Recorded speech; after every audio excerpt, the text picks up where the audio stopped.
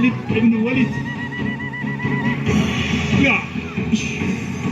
Yeah. Yeah.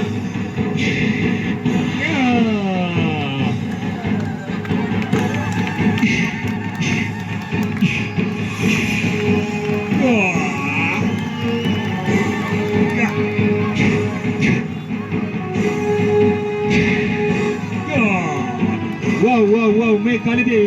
Cyber इसा कना इजोले गंदे को साइबर इसा थवोलिन हेदू तलगा बरेता वजी तलगा निजरनी Khalid भी साइबर साथी में शा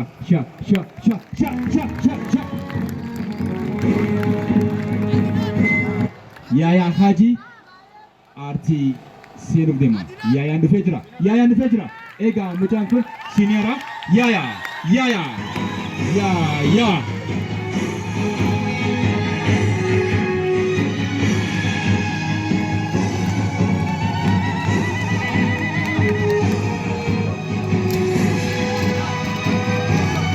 Wow.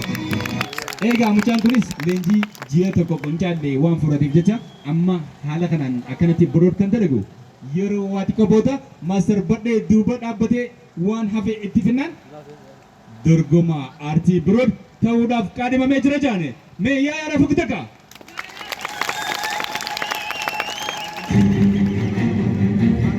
kanatti asuudhaan aartii natalaa calloo jamaal calloo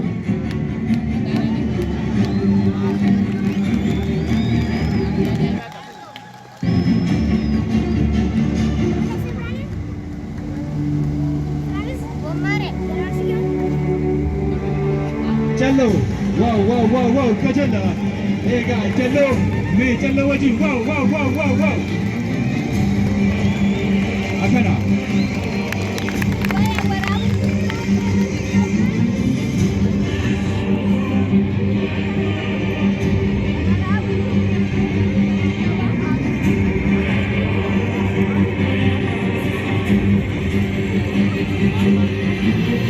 Okay, DJ. Ergaa takkaan nagee isiniin hingaa akkaan isin hingeef nageesse ergaa waan ta'eef dirqama isin hingeewun kiyya bulchaan keessan geggeessaan keessan akka carraatee sagantaa kana gubbatti ana qofa osoo hin taane jilli anaan durfamu hedduun affeeramnus garuu anaa fi itti aanaa kiyyaas ta'e nama muraasa taanee fardii waan ta'eef waltajjiif deemnee jirra qaamota biraa immoo kan gamas ergine waan jiruuf isaan isin biratti ni argaman jeetiin abdii qaba ammoo ani jiraadhee isin wajjin sagantaa kana qooddachuu baadhus ilmaan kiyya ispoortiin yeroo itti fuuldura ceenee waa hundaanuu aanaa keenya fuuldura ceesifnu ammaan tana galatooma baga isin qabaadhee bakka jirtanitti hawaasni kiyyaa fi barattoonni guyyaa irraasis baga gammaddanii isiniin jaa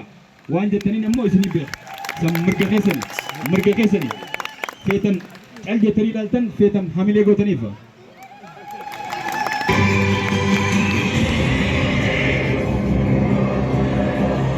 ammallee sagantaa addaa qabannee dhufuuf deemna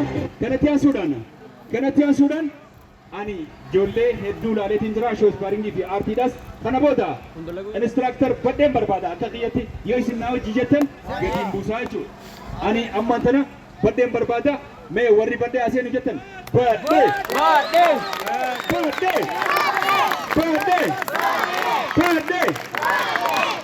galatomaadha ijoollee tana yeroo gabaabaa qofa wal argeenii ji'a waa xiqqoo qofa kan leenjisee turtii ji'a tokko hin caalle yoo fagaate ji'a lama ta'u qofa leenjisee akkanatti gabbusee agarsiisa kana qopheesse eebarratti immoo haala kana caaluun keessummaanis bifa kanarraa adda ta'een hirmaatanii sagantaa eebbaa akka hojii gaggeessinu abdii qabna leenjisaa yeroo gabaabatti ijoollee bifa kanaan jijjiiree mee badhaasuu seenuuf deema hogguunni seene immoo hogguunni seene